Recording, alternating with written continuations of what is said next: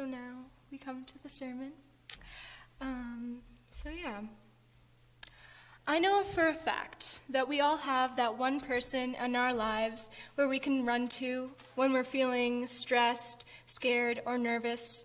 No matter how silly we feel, voicing our deepest insecurities out loud, you're always confident that your person will listen to those qualms and soothe you. I mean, I just called my mom last night because I was kind of freaking out about this.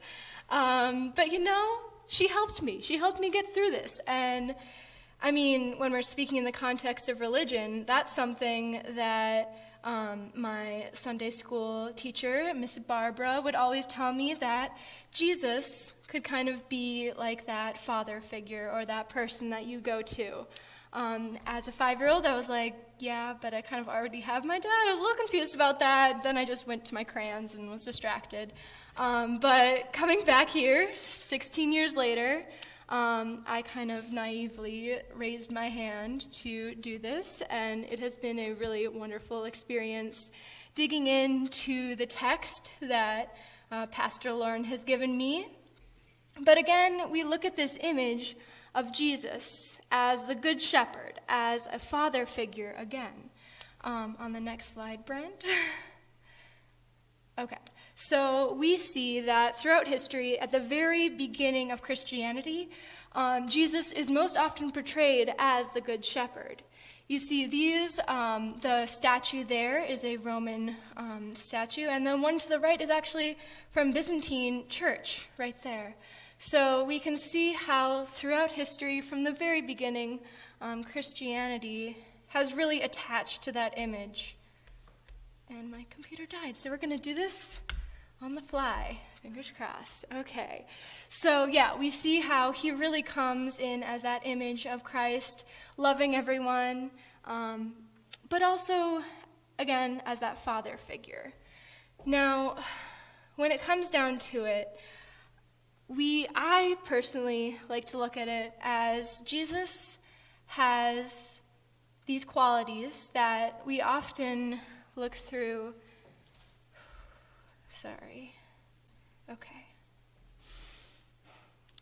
We see these qualities that can be found often as actually female.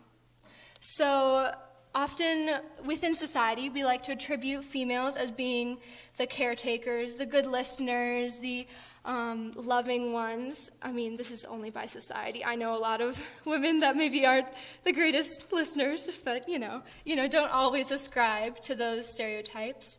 But actually, I like to think of Jesus as someone that incorporates all aspects of humanity. This means both within genders and both within racial lines, and he unites everyone together.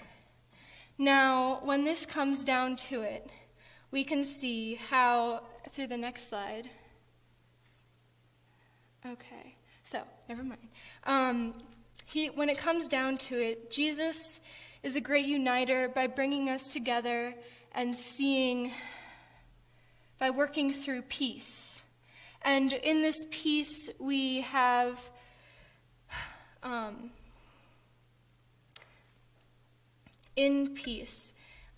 it's really hard to actually achieve. So here, for instance, we have My So-Called Enemy is a documentary that I recently saw 2 days ago, and the filmmaker was actually there. Miss Laura King, she came to University of Minnesota Morris, and she showed her documentary, My So-Called Enemy. Within this documentary, we follow the lives of those 6 girls as they struggle between the conflict surrounding Israeli versus Palestine. These girls came together at a camp called Building Bridges for Peace. And their main objective was to just create a dialogue that goes throughout and that connects people. Of these 6 girls, 3 of them are Palestinian, 3 of them are Israeli, and they come from all denominations, Christian, Muslim, atheist. But what really struck me about this documentary was the fact that there was a specific scene where Gal, the one in the middle with the sunglasses, and Hadid, they're sitting right across from each other. And Gal is saying, I don't understand why you guys have to be there. She is Palestinian. And in her beliefs, the Israelis are really on her land. Whereas the other girl is standing there, and she sees it the exact opposite way, that Gal is the one encroaching on her sacred land. Now, when it comes down to this, to be honest, we can't just snap our fingers and have everlasting peace and everyone loves each other, love thy neighbor. But what was so inspirational about this documentary is that by the end of this 6-week camp in the United States, they were able to come together and they loved each other. They truly loved each other. There's a scene in the documentary where they go bowling, and the girls that normally, when they first arrived, there was this tension. They wouldn't cross over and embrace each other that were maybe from the opposite side.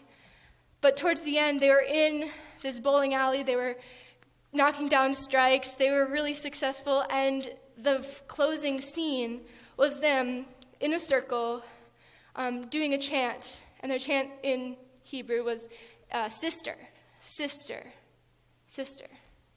So my point here is that Jesus tells us to love each other, but how do we actually love each other? I'm not just going to go up to some random person and be like, hey, you want to be my buddy? Kind of, have some brotherly love. Instead, what I urge you guys to do is to just be open. To be open to new possibilities, to new people. Just it's kind of hard to describe, but just to be open to God putting you in situations in which you can make an impact. When those girls, when they go back to Israel or they go back to Palestine, they deeply expressed how hard it was because they had these great friendships. Specifically, there was Gal ended up going into the Israeli army, while another one of her deepest friends continued to live in Palestine. And every time she would cross those borders, she would be reminded of Gal in uniform. Now, it's hard to love someone truly and to embrace all aspects of them. But I think that Jesus really teaches us how we can embrace everyone, embrace their differences, and just see them as human. Whether or not we agree with everything that they stand for, that they themselves believe in, if we just approach them through humanity. I think that is how we can achieve the purpose that Jesus has set out for us. And so, as you guys go out into the world, again, I'm not expecting you to sit down in Common Cup next to a random stranger and be like, hi, how's it going?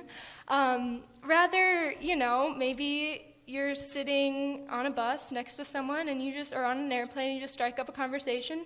So let it flow naturally.